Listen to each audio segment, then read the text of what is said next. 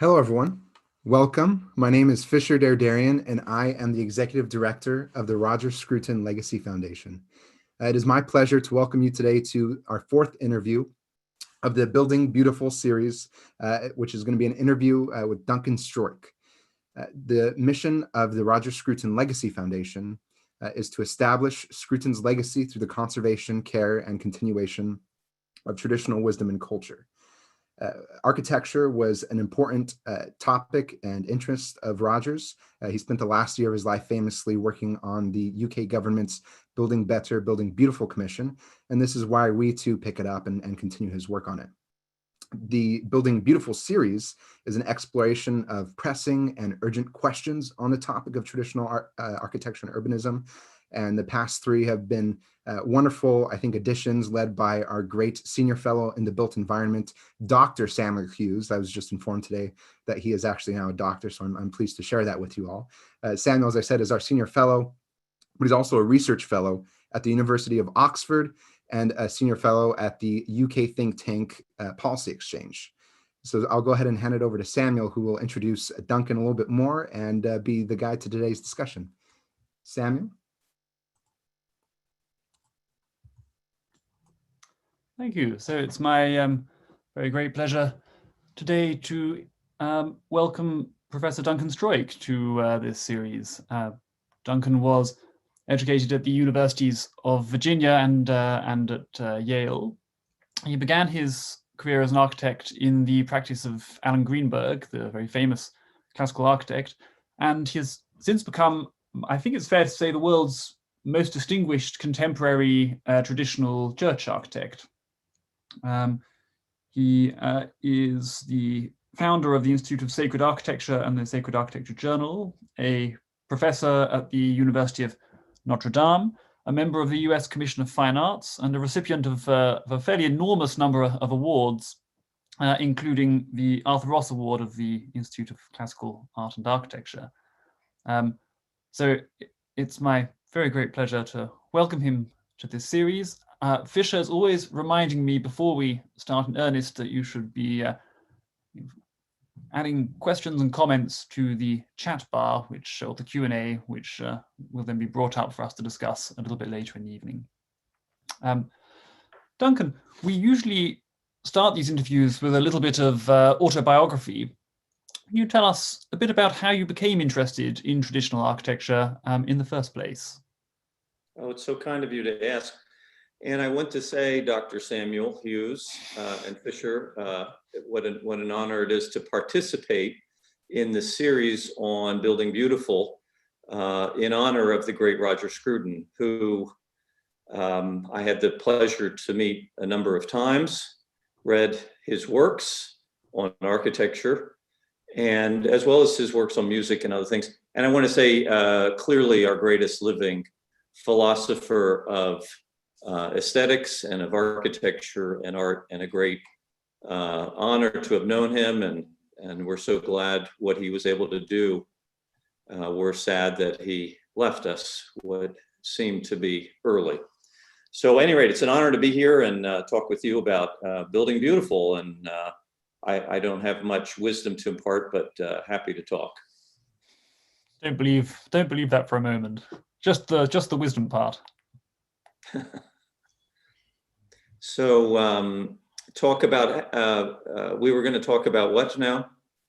A little bit of autobiography to start us off. How did you, so at university in the 80s and then starting in the practice of Alan Greenberg, yes. How did you acquire this highly distinctive, unusual, dangerous interest in traditional church building?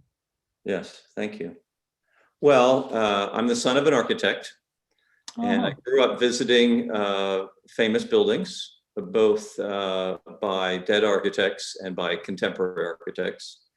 And when I went to one of our older universities in America for college, it was actually designed by one of our presidents, the third president. I was very inspired by the work of Thomas Jefferson at the University of Virginia, where he created a forum or a piazza with 10 different classical pavilions And the head of the buildings was the library, which was inspired by the Pantheon. So Jefferson was really my first great teacher, and I learned a lot from him. And when I went to Yale, he was always there. His work and his buildings were always there, and I was always trying to find other things of that same quality. And I said, Jefferson is the standard, at least for me at that time. And I was looking around, and I've studied lots of great modernist architecture, and I studied with a number of famous modernist architects. But their work, I never found their work to be of the same quality as Jefferson. And Jefferson, some of the people listening may know, he wrote a letter to one of his friends in Virginia, and said, in architecture, Palladio is the Bible.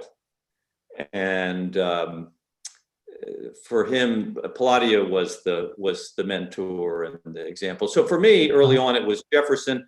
Then when I went to Yale, I studied with some very good people, Tom Beebe, Thomas Gordon Smith, probably the crucial impact, Vincent Scully, great inspiring historian, and the Venturis, Rob Creer, but also ran into a lot of interesting people and historians, and even some people in other fields, theology or whatever.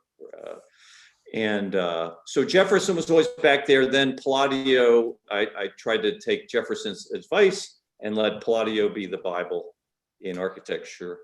Then I was fortunate to work for a very good architect when I got out of school in 1987. Interestingly, when I graduated from Yale in 1987, and I looked around the US to work, there were about five architects that you might say were classical architects, or really, serious about traditional architecture. I would say classical architecture. Now, there may have been 10 or there may have been 15, but as far as I was concerned, there were five. I looked around, there were five. There were some guys in the UK and in France and so on, but there weren't a whole lot of people out there doing it. Probably so about five in the UK too, right? Maybe, yeah. And so I landed a job with one of the five, not the New York five, but the classical five. And that was Alan Greenberg. And it was great. He was my great next mentor for 3.5 years. And I owe him a lot. So one of the things that's come up quite a few times in this series so far is the importance of postmodernism as a kind of a sort of space where young architects could explore traditional elements without maybe, well, at least initially, without taking a full step into traditional architecture. So was postmodernism still important when you were studying? Was that part of your journey into traditional architecture? Certainly. One of my students who did some work in architectural history calls postmodernism the shortest style in the history of architecture. Right. Like 10 years or something? Or... Yeah, 10 years. And I was there at the height. I was in school from 1980 to 87, and that was really the height of postmodernism. And people like Michael Graves and Bob Stern and Philip Johnson, and there's a number of people. There's lots of architects, and everybody else was kind of trying to do it a little bit. Even modernists like Richard Meyer was trying to do it. But for people at the today listening, postmodernism, the way I saw it was, or the way I was taught, it was kind of Palladio meeting Le Corbusier in little towns across America, and coming up with little buildings that were kind of modernist, but they had some history to them, or they had this little bit of planning or symmetry about them. So very important at the time. It was flexible, it was free, but you weren't really allowed to do it straight. You weren't really allowed to do the real thing, and that was, don't go so far. And I remember I remember some famous architects at UVA telling the students that they had gone too far. It was too Really? They couldn't criticize it as being bad. They didn't say, no, it's not that it's bad, or it's not ugly, or it's not uncomfortable, but the 20th century has happened, and you have to recognize that. You have to express that. And so that was so much in the air, and I suppose it still is among young architects today. We've got to express our time, this need to express that. And at Yale, we debated that, and everybody was interested in expressing their time. Or where does that idea come from, do you think? I mean, it's so powerful, this sort of historicist idea, that but its origins are quite mysterious. Really? Okay, I thought you guys all knew where. Yeah, well, I'm interested in this myself. I was hoping you could tell me the answer. I mean, it goes back. I think we find it in some forms going back to the 19th century, right? Yeah. I think it's David Watkins' great book, Morality in Architecture. I think explains it really well. And he has like three strains of it, but it seems that it goes back to 19th century, particularly people interested in the Gothic revival, being authentic, being of our time. It was a way to counter classical architecture. And there's some nationalist aspects, but I see it as kind of a neo-Gothicist kind of strain. Not that they had any interest in modernism, but also the arts and crafts, being more connected to the worker and so on. But I think that one of the things that modernism really needs, it needs a theory to back it up. It needs an explanation, with a P. Like Tom Wolfe's book on modern art, the painted word. Painted word. Yeah, it needs modernism of art, architecture, music, etc. It needs some explanation so that you understand it first, and then so that then you know it's worth appreciating. You can't just look at modernist architecture and say that's beautiful or it's great, or you really need something else. So these theories from the 19th century were very helpful to modernists, and they continue to be. And also the criticism of what we're doing tends to be not of what we've done, but that it doesn't do what they think they're doing, which is expressing the age or the time or being modern, or all these vague ideas, which I'm sure we are doing all those things, but that's not our goal. I'm interested that your father was also an architect. This came up with Elizabeth Plater-Zyberk a few weeks ago. Was he? What sort of architect was? What sort of style did he work in? Yeah, so my dad, John Stroik, was a poor kid from Philadelphia who always wanted to study architecture, and who went to the University of Pennsylvania. And there he had a very interesting experience in the early 50s, where there were faculty who were probably young during the height of the Beaux-Arts method at Penn, which was a great Beaux-Arts school. And there are people still there from that tradition. And so certain things were taught, I don't want to say in a Beaux-Arts fashion, but with an appreciation of history. And then, of course, you had the young faculty member who was the hot young faculty, was Lou Kahn, who studied in the classical method, but then had this kind of, this need to keep up with modernity. And then later in the late 50s, I guess, he had a kind of reconversion to history and to especially antiquity, Roman antiquity, when he went to the American Academy. So anyway, it was an interesting time where a little bit like postmodernism, where there was Venturi was around and Kahn, and they weren't saying go back or learn from, but they were saying, yeah, learn from these ideas, or masonry or permanence. And so anyway, that's my father, and he brought us up to love history and to visit the Gothic cathedrals and to tour Europe and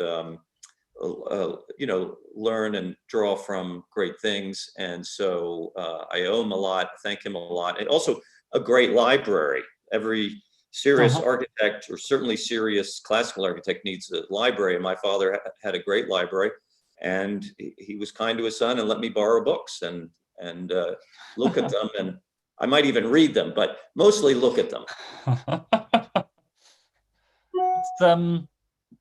So you've ended up, well, among your many responsibilities is the professorship at the University of Notre Dame. So Notre Dame is the maybe not quite the only, but certainly the most established and the largest school of traditional architecture. And I think a lot of Europeans view it with as kind of almost hard to imagine how such a thing could exist. I always assumed that it was like a survivor from the old American architectural university system, which had somehow gone unnoticed and continued teaching traditional methods. But I visited last year and I was told this isn't actually true. It was a fairly normal modernist school at one time, and then it switched back over to being a traditional one. So I'm wondering, could you tell us the story of what happened here? How did they manage to build up a consensus in a faculty to make such a drastic shift in their teaching and research? Yeah, well, I think it was the latent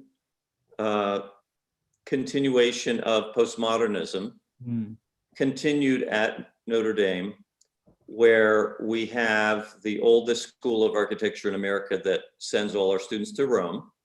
So all the students are going to Rome and looking at ancient, medieval, Renaissance, Baroque architecture. So there's an appreciation there for history and for cities, traditional cities. And so that was here. The Catholic character, which appreciates tradition, capital T, learning from dead people and so on, was there, although maybe not strongly in the School of Architecture, but certainly at the university, it's there. And no, the great credit for all of that has to be with a real entrepreneur, in many ways like Roger Scruton, an architect who was kind of on his own, living like a Jesuit, living like a Lone Ranger, Thomas Gordon Smith, who made his own way, who educated himself in classical architecture, went to the American Academy of Rome, and picked up classical architecture and was passionate about it. And he had this vision to put Notre Dame on the map through a new program. It was not a bloodless situation. The older faculty were very unhappy. Even those who supported it did not support the classical education 100%. But the goal of Thomas was to bring back the classical education in its variety. There's a great variety of ways to train people classically, as there would be in music or ballet or painting, and to bring a variety. And so he brought young architects in to help him teach, as well as the existing faculty. And it was a great, exciting time. And now, 31 years later, we're still going strong. And we have a wonderful undergraduate program, which is hard to get into, and a graduate program which draws from around the world. And so it's an honor to be part of it. The employment record of the Notre Dame students is absolutely astonishing, as far as I could. Sort of 97% of students have jobs within, and the great majority get more than one offer, right? It's yes, yeah. From a business point of view, the kids have done so well, and let's see. We're so thinking about ourselves right now, but there was this downturn in 2008, and was terrible for the architectural community in the US and I think around the world. And people were not hiring, and yet we still had architecture firms come to Notre Dame to interview our students. And and most schools totally were closed down. So our students have done well. They continue to do well, and I believe that we're seeing the next generation of classical architects. Probably the majority of them are coming from Notre Dame, and they're making a very positive impact in all kinds of ways around the country and around the world.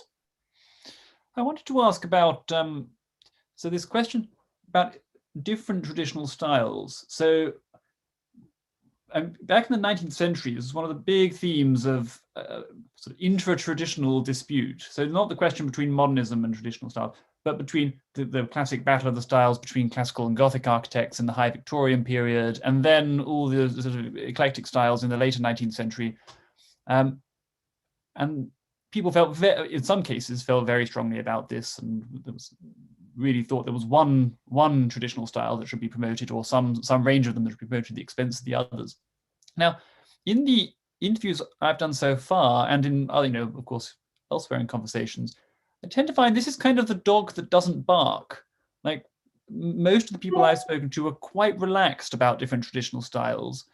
And they've often got, certainly, so Nicholas Boy Smith or Elizabeth Bader Zyberk, I think they tend to think you can sort of take your style from the place you're working in, questions of climate, materials, local building traditions, and then you don't really have to, there's no battle of the styles left over after that. You often find that the style emerges naturally in that way. Do you feel that way, or what sort of stance do you take in this area? And does, being a church architect change that? Yeah, no, that's a very good point. Before modernism, architects certainly debated and argued and disagreed with each other and vociferously, and think of especially of the 19th century styles. But I think it's endemic to architecture. You read what Michelangelo said about the greatest architect of his time, Antonio da Sangallo the younger, who was working on St. Peter's, and Michelangelo had nothing nice to say for him, and yet probably learned a lot from the guy. I like the quote. There's a quotation from the 18th century Robert Adam writing about the old Palladian tradition, and he describes it as ponderous and disgustful. Okay, yeah, good. Yeah. So the great very strong feelings between just two kinds of classical architecture. Right, and Palladian, English Palladianism and Adamesque. Many people today who are not classical architects would say they're pretty similar, aren't they? Can't tell the difference, right? You have to be a specialist. Yeah, you can't tell the difference. Now, it's fun to tell the difference and to realize that there's differences, and that. So on the one hand, the variety and diversity, to use a overused word, of contemporary classicism is very exciting, and that you can work in different styles. On the other hand, I guess I will stick my neck out a little bit and say, I think it's really hard to be good at everything. And though I've worked in Gothic cathedrals, and I've worked in Romanesque buildings and Byzantine buildings, and we try to adapt to those buildings, we don't necessarily feel the need to exactly mimic every single different building that we're doing, and we accept that what we're doing, or what I'm doing, has its own sensibility that fits, but yet is a little different. And I guess I get that from my favorite architects, who, when they tended to work in a spot, you can tell they were there. And even when you look at, I guess it's Hawksmoor at, is it Canterbury? The Towers he did at Westminster Abbey. Westminster, sorry, Westminster and Westminster Abbey. He's doing something in a Gothic idiom. He's trying to, like Wren had done before that, and yet you can tell he was there. You can tell it's him. I'm not a Hawksmoorian or Renaissance with a W architect, but I kind of think that's what architects have always done until the modern age, when we're more worried about archaeology. So at any rate, I think the only reason I say that, it's not for being authentic, or I don't care about that, being authentic, or that somebody says, "Oh, you've been there, Duncan." No, I could care less about that. That's not the point of good architecture, but it's more that it's hard to do. And it's hard to adapt yourself to every local style. And so I'm more interested in adapting, but also bringing something there that would hopefully enrich the place stylistically. But that being said, I'm not critical of others. I'm a teacher. My students do all kinds of stuff, and I support them in doing that. So there's a sort of continuum between, at the one end, or among traditional architects, at the one end, you have sort of what you might call vernacularists, so people who think the aim is fitting in and just finding the existing spirit and following that. And then at the other end, people who think, no, there's one true style, and that is unchanging, that we try to work towards. And I think most contemporary traditional architects tend towards the first of those, to be very much, it's about fitting in, it's about identifying the existing character of the locality and just following that. You're maybe a bit more in the middle of that continuum. Or Yeah. very Yeah, I see myself as a classicist and a Palladian and a Jeffersonian, and there's lots of other people that I feel that they're mentors for me. And which is not to say that I don't love Notre Dame Cathedral in Paris. I mean, it's phenomenal. And I'm the first to vote to sign my name to say we should rebuild it exactly the way it was. So on the one hand, I believe in restoring and rebuilding and copying. On the other hand, my own work is very much classical, but I do believe that in the classical and the big C does accommodate both fuddy-duddy Palladianism and Robert Adam. You know, I think it accommodates that, as well as my heroes, John Russell Pope or Thomas Jefferson, or some of the early Venetians like Sansovino, San Michele, and the Roman architects. It accommodates all of that. It doesn't really accommodate Lucan. As much as he was a great architect, he's very important to American architecture and even the retrieval of history. He's not a classicist, so we can accept that he's a good architect. On the other hand, I do think that the Gothic and the classical do have a lot in common. And people like to point out, my friends like to point out how much the medieval, let's say Gothic architecture comes out of the Romanesque, which grows out of Romanesque, grows out of the Roman architecture. And so it's a development and so on. I like to point out that the Renaissance was not just a revival of ancient Rome, but it's a revival and an inspiration of the medieval. We couldn't have had Renaissance architecture without the Middle Ages. There's no way. If you go directly from ancient Rome and kept going, you would not have had the Renaissance. The Renaissance is very imbued with the Gothic and with the medieval and with the architecture of the Romanesque. And that's very exciting. To me, that's what's so exciting about our field. And to me, right there, we're starting to get a continuum and an ability for architecture of different styles to speak to one another. For instance, let me tell you a crazy example. The new loggia at San Marco in Venice by Sansovino, Jacopo Sansovino, early 1500s. And this new classical arcade based on the Colosseum, bringing it from Rome to Venice, just like Sansovino had moved from Rome to Venice, and bringing this new old architecture to Venice.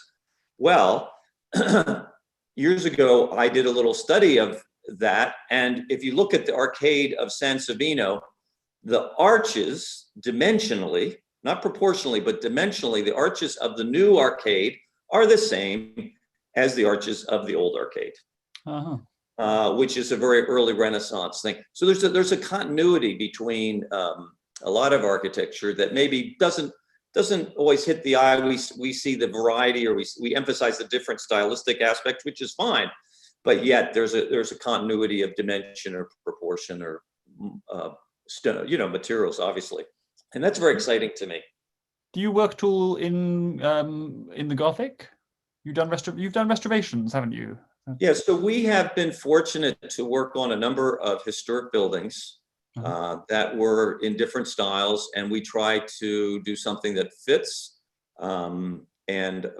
Although my guess is, most people say they fit, and so it looks like it's always been there.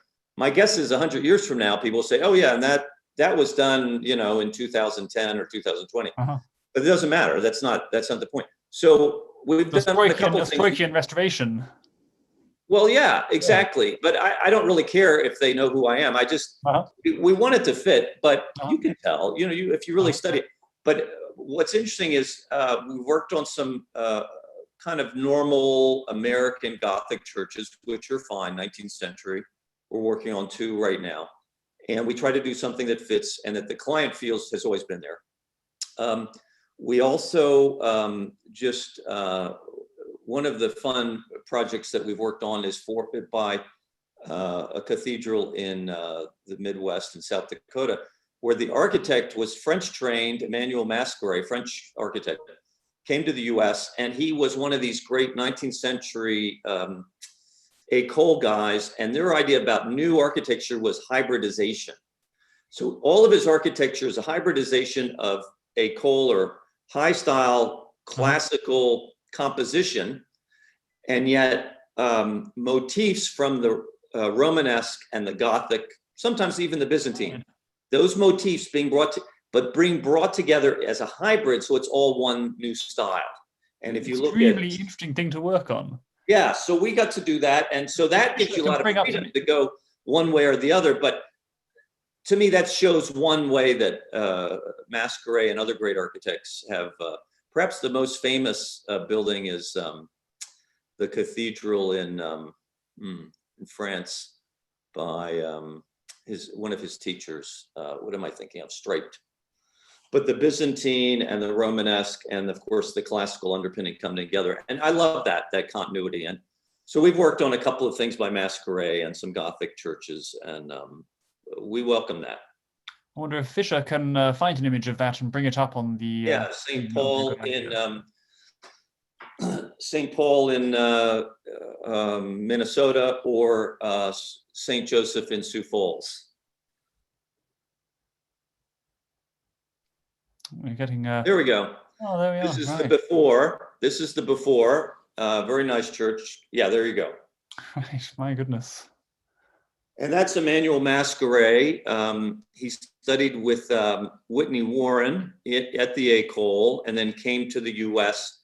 and worked with Warren a little bit. Worked in the St. Louis World's Fair around 1903. And then had his own practice, and this is one of his cathedrals. We totally redid this. Can you go back to the before again? It was a nice building, but terrible lighting.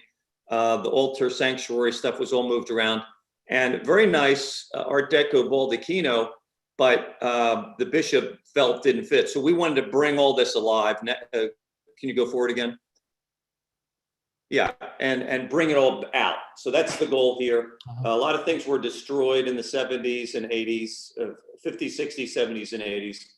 And we tried to bring it back. So like the chandeliers are probably look a little bit like the original chandeliers, but we didn't have drawings. We only had really bad photos, so the reconstruction. And there was never a circular baldacchino there.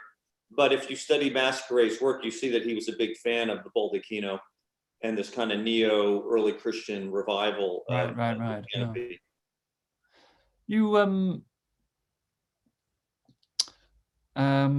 this kind of restoration work, I mean, I think it would be hard pressed to find something certainly on that scale in Britain. Partly, I guess, because congregations are shrinking so much in Britain, but also I think the doctrine, the idea, sort of old Venice Charter idea that restoration is a very dubious activity in general. You should conservation, not restoration, and if you have to restore something, you should restore it in a way that's clearly stylistically distinct from the original. So if the church has to have a new porch, it should be a light glass box that no one could possibly mistake for being something that the original architect had intended. Are these ideas weaker in America, or how much do you encounter that, and how do you respond to it? Well, I should say those ideas are alive and well in the U.S. That you should differentiate yourself from the past. That somehow we're very different. 21st century man is so different than other time periods, and our architecture needs to look different, and that's the key to what we do. And very hubris and very arrogant. But no, I think there's a lot of freedom in the U.S. and we are kind of a country that has that sense of, well, we're a big country too. So you could think that we're like many countries. And so there's room for variety. Most of my work has been done in the last 30 years has been for the Roman Catholic Church. And while it may not be the standard view of Roman Catholic clergy, there's enough priests and bishops out there that love traditional things that have allowed me and a number of other architects to do things. And I would say in general, if people weren't looking over their shoulders and wanting to impress other bishops or other people, I think most bishops in America would be happy to do something traditional. We're kind of over the 60s and 70s. That wasn't so great. And I don't think many people in the US really like it. Those who do are don't attend church, so it doesn't really matter to them. You see, I mean, the Catholic architectural tradition is obviously, a sort of specifically Catholic architectural tradition is obviously very important for you, right? I was looking through the pictures of your churches, and I thought most of those would actually look at home, probably in Italy or in Iberia. You might vigorously disagree with that, but I thought there's very clearly a kind of ancestry here in Southern Europe that. Yeah, that's a good point. One of the things that was so, and I take that as a compliment, for us, you know. So it was intended, yes. Yeah, for us, you know, to be a Roman Catholic is to be kind of Roman. And so many of my clients do like that Roman connection, connected to the Bishop of Rome and the architecture of, you know, the place where Peter and Paul were martyred, as well as many other great martyrs. I wonder if Fisher can go to the new project at Hillsdale College, the Christ Chapel, and show us a couple of those slides, because this was an interesting project. Yeah, maybe you can just go through this very, very slowly.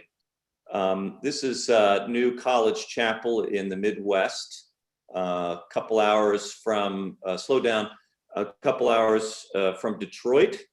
And it's interesting because it's a very large chapel, and seats, if you fill it up with chairs, seats 1,400 people, which is almost the student body. It's a small Christian college, which is not affiliated with a denomination. And but they were very interested. Maybe you can go back to the exterior again. They were interested in something that had certain qualities that fit with their campus. And we actually looked a lot. That's a good one.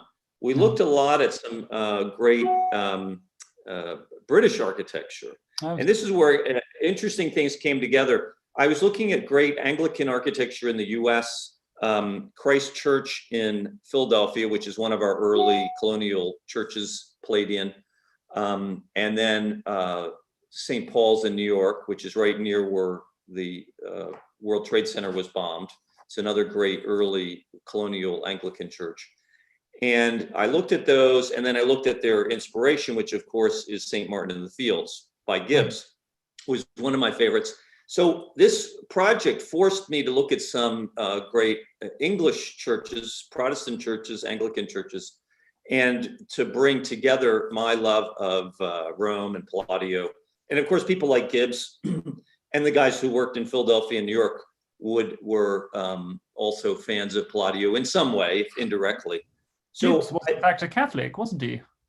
And it's kind of a funny story. Yeah, Gibbs was a Catholic, and his competitors like Hawksmoor tried to get him in trouble over that, and they weren't successful. I don't think were successful, but he's very prolific and did. But you can see this front portico, which is circular portico, which we were inspired by a great church by Gibbs in London, as well as the side. That's good. The side entrances at St. Paul's Cathedral in London by Wren. So there's a lot of British, and then if you can go back inside, there's a lot of British inspiration here. You could say Protestant inspiration, but some of the commonalities, some of the continuities, these large columns with the Doric entablature, those are actually structural columns there. That's kind of our American version of simplified American version of St. Martin in the Fields. Yeah, I mean, it feels to me very much like it's a fascinating combination. It sort of feels very much like an 18th century English church inside, and yet also unmistakably there's something else going on as well. It's it's a very happy synthesis. Really good. And and then there's a couple of interesting other things about it. Of course, it has all the modern technology, fancy lighting and air conditioning, and that we need in the U.S. All designed custom, chandeliers and so on. But it has this high altar out of marble. I don't know if there's a close-up of that, Fisher. Yeah, has this high altar out of marble, Gloria in excelsis Deo, and we're able to use this beautiful onyx, the pink, the one kind of piece of color, bringing a little iconography in there. We use the images of the fruits of the Holy Spirit on the walls. So bringing together some Christian iconography that would be certainly I would appreciate as a Catholic, but other Christians of other backgrounds would understand. And here's the high altar with the cross, and it's it's been a really interesting project. As you're saying, the kind of Roman or Italian influence, and yet trying to fuse that with the English, and the idea being that fusion of English and the Italian is somehow American, or certainly what we Americans have been doing for 200 years. Really interesting, yeah. I'm going to go to questions flowing in from the audience. We've got one. This is something which has, I think, been asked every interview so far. So I think people clearly demand for answers to this question, which is, do you have advice? So Christopher Beck asks, do you have advice for students who are interested in pursuing classical or traditional architecture, but whose universities don't teach it or discourage it? Yes. So that is a common question, and I get it both by email and in person from all around the world. And it's a great question. There are many paths to classical architecture. There are many talented architects out there who have taken different paths. So I am a believer that there's different ways to do what we want to do, and that will be partially who you are. You'll find that. But my recommendation is would be to most people, if you to either come to Notre Dame as an undergraduate or come here as a graduate student. That's my recommendation. The second option is to go work for a good architect. Those are the two kind of obvious things to do. And my favorite institution in the US outside of Notre Dame is the Institute for Classical Art and Architecture, which isn't a degree granting agency, but has programs all over the country educating architects and students. And that's a wonderful group to get involved in. And then interestingly, of course, we have the Prince of Wales Foundation in England. And then in the US, we also have two new schools of architecture that are teaching with a classical emphasis. Catholic U has started a classical, I don't know if you'd say major. It's not a classical school, but they have a classical emphasis, and the new dean is one of the most famous classical architects in the US, Mark Ferguson. And they have a talented roster of faculty. And if I couldn't send my son to Notre Dame or daughter, I'd send them to Catholic U. And then after that, there's a small program that just started, very, very good, at Benedictine College in Kansas. So we have 3 programs, as well as some faculty at other places. But I would not go to a modernist school. I wouldn't waste your time. And I really think time is of the essence, and you're better off waiting and going to a classical program when you can, if that's what you're interested in. Jack Warmer asks, with respect to the continuum, so between vernacular architecture and the more those who think there's one true style that Dr. Hughes mentioned, where would Quinlan Terry fall? I recently read his biography by Clive Aslett, and I know that Sir Roger discussed architecture with him. So it's an interesting question. I've never met Quinlan Terry, so I'm not sure I'm well qualified to answer. You're probably in a better position to. Well, Quinlan Terry is. It's hard to beat Quinlan Terry for a living architect. He's been doing it the longest. He's done it as well as anyone or better. And he's the most sincere about it, the most passionate about it. And I'll tell you a little story for my own reason that I think will express my appreciation for Quinlan Terry. Again, when I graduated from Yale, there were 5 architects that I knew of who were doing classical architecture. And one of them was Quillen. He happened to be in the UK. I wasn't interested in moving there. I don't speak the language. A joke. And but I did want to meet him.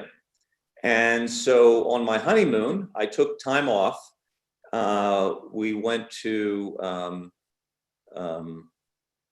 Dedham Vale and the land of John Constable and Quinlan Terry. And there I looked him up. And he was kind enough to meet me. And he showed me what he was working on in these townhouses that he had his offices in. And at the time, this is 1987, they were drawing, a balustrade.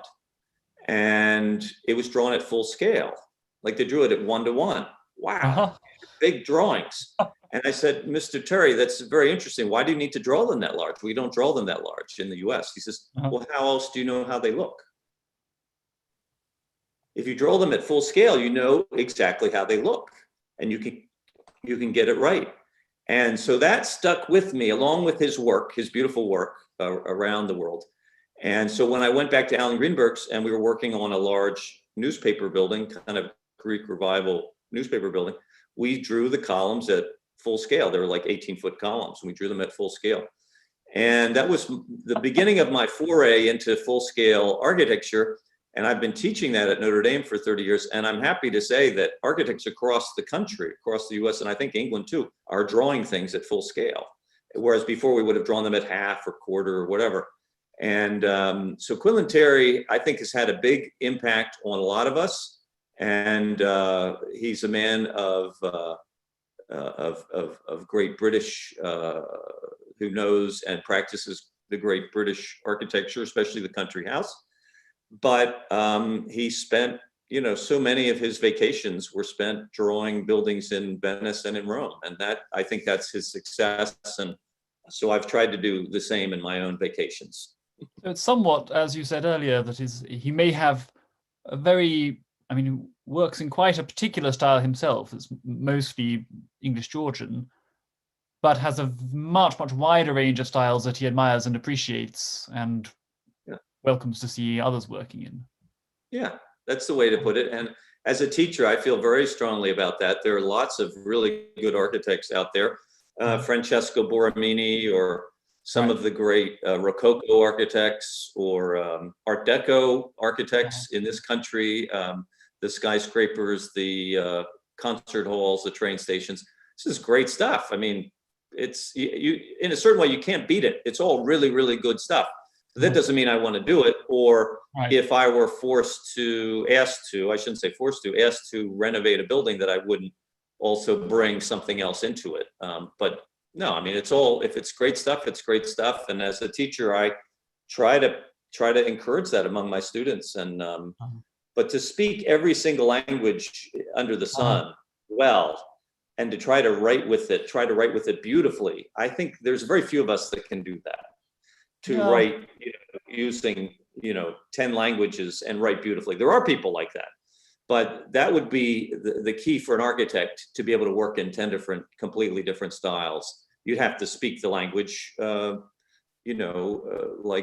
somebody who grew up in it. And that's what I'm still trying to learn, how to speak classical architecture, and it's hard. Yeah, it's interesting. And then that doesn't correlate straightforwardly with how good an architect someone is, right? So one architect who's cropped up a few times in this series is Albert Kahn, who could work in half a dozen different styles. Yes. And who was an excellent architect. But there are also excellent architects, like several we've discussed today, I don't know, Robert Adam or Nicholas Hawksmoor, who really had one style that they worked in. And they may have done a little bit of Gothic work as well, but on the whole, they unmistakably had one preferred style. Oh, yeah. And they're not better or worse architects than Albert Kahn. It's just they were monolingual. Monolingual. Yeah. So I think, I'd love to hear the case, actually. I mean, I'd say, like, as you mentioned, most of my friends who are practitioners are more or less happy to work in any style that you want them to work in. Interesting. Which doesn't mean that they don't bring something to it.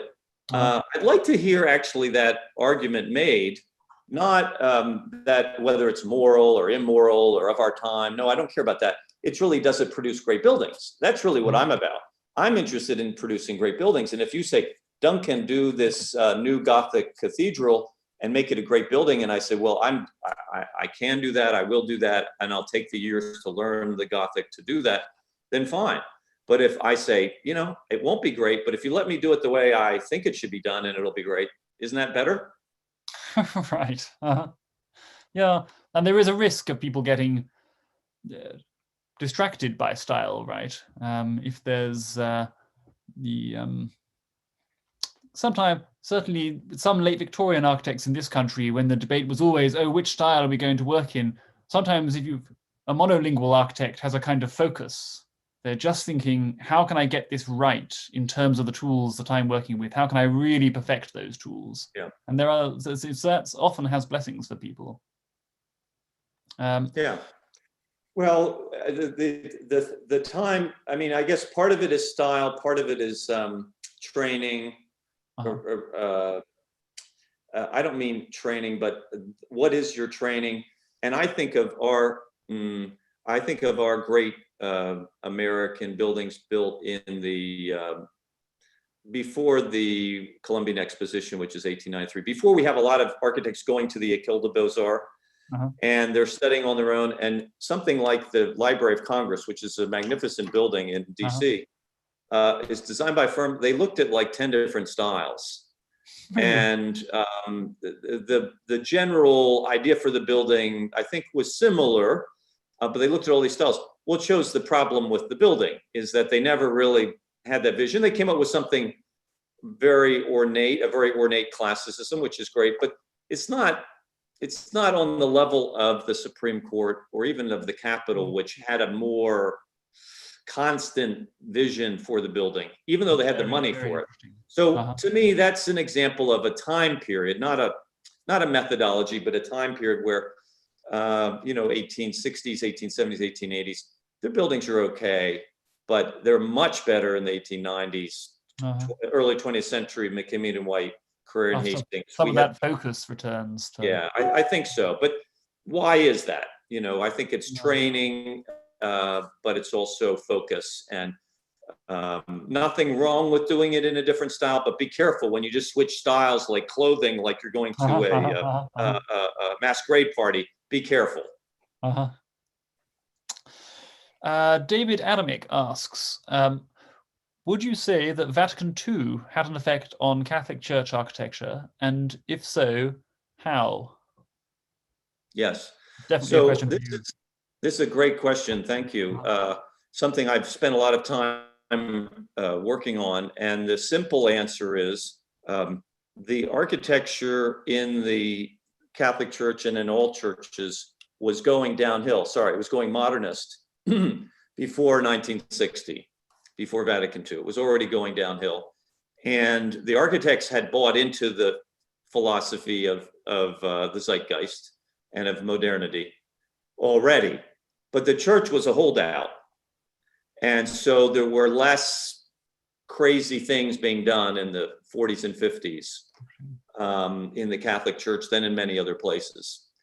Vatican II seemed to say that we need to get up with the times and open the window and let the brilliance of the secular world come in. And so then all hell broke loose and everybody did things, and every architect was an expert at this. And so it allowed Pandora's box to be open, but the craziness had started, the abstraction had started, and because the architects were all educated after the war to believe in the zeitgeist. There were liturgical shifts going, or what was the new liturgical movement at that time was very sympathetic to central plan churches, right? And of course, moving the altar down into the middle of the church rather than. Yes, definitely. There's a lot of interest today in the liturgical movement in Europe, and every country is a little different. And their kind of involvement of the people in the liturgy and interest in recapturing some things from antiquity, usually from early Christian times, ignoring the medieval, ignoring the Baroque, so kind of anti-continuity. so there's a lot of interest in that, in the purity and the simplicity of the liturgical movement. I think they have a lot to do with the problems that we had in the 50s, 60s, and 70s. They set us up to go down this hill, which was all about expressing our time or being new and modern. Once you say we need to be modern, well, modern's whatever the architect says it is, right? Or the priest, or whoever. So modern just means whatever you feel like, and of course it changes. 2 years later, it's no longer modern.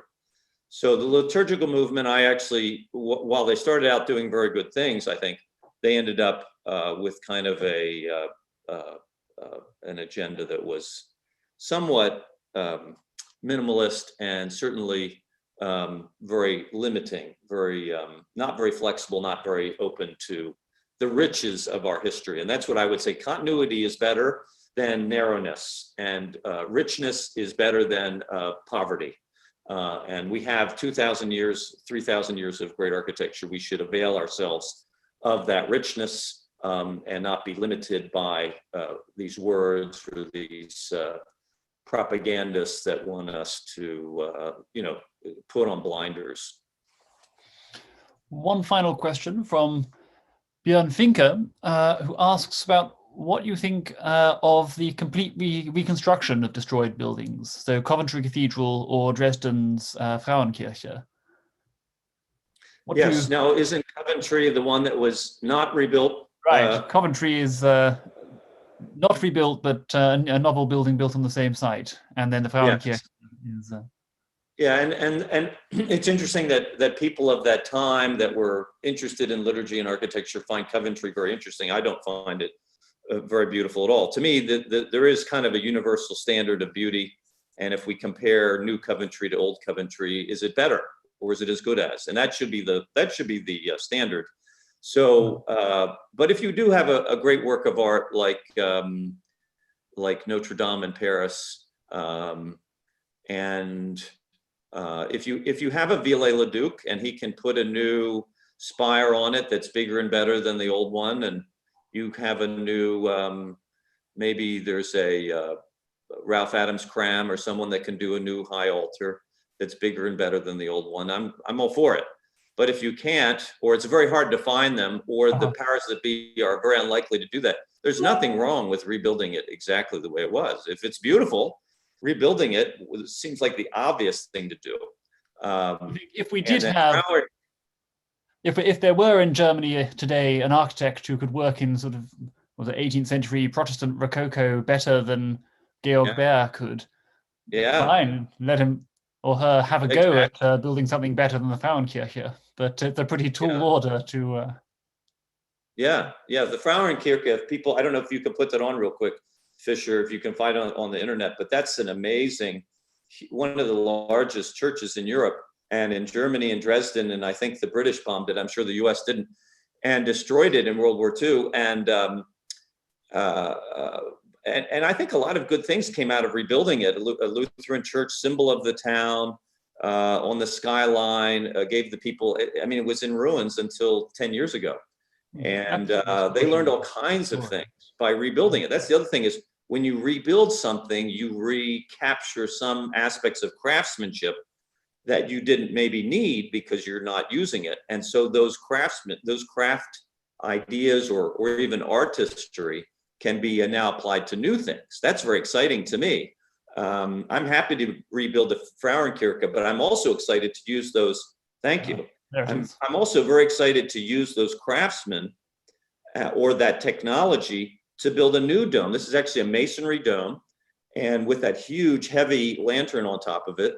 And the dark stones are the original stones that were, you could say, burnt during the conflagration. All the other stones are new stones to match what was there.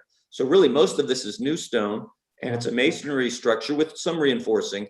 Very, very exciting. And we did a little tiny dome recently in masonry, which was an exciting thing, nothing like this. But we can learn a lot from rebuilding also. Not only do the people benefit by getting their building back, their monument back, but the culture of architecture and art benefits greatly when we rebuild things of great worth. I think of it's not exactly symmetrical, but I think of the Last Supper. We've been working on the Last Supper, and some of what we did, has maybe not been very good, but in the last 100 years, they've been working to conserve that. And as much as Leonardo blew it when he put the egg with the fresco, and created a magnificent work of art that was doomed to, disintegrate, we've kept it going, kept it alive. And if you've been there, the amount of money and time that's been spent to try to preserve that, and you could say rebuild it, not really rebuild it, but in a certain way they've repainted things to keep it alive, is certainly worthwhile. It would have been better originally, but wow, thank goodness for the Last Supper, and thank goodness for the Frauenkirche. Right. Well, we have, I'm sure, indefinitely more that we could continue discussing, but I'm afraid I'm going to have to draw things to a close on that note. Thank you, Samuel. Thank you once again for a fascinating conversation. So thanks so much, here. Duncan, and let's talk again soon. Thank you for everyone who came and listened to my ramblings or rantings. So with that, I thank you all for attending and for sticking it out with us. And I hope you enjoy the conversation and learn something new. Thanks again, Samuel. Thanks, Duncan. And thank you. Have a great day, everyone.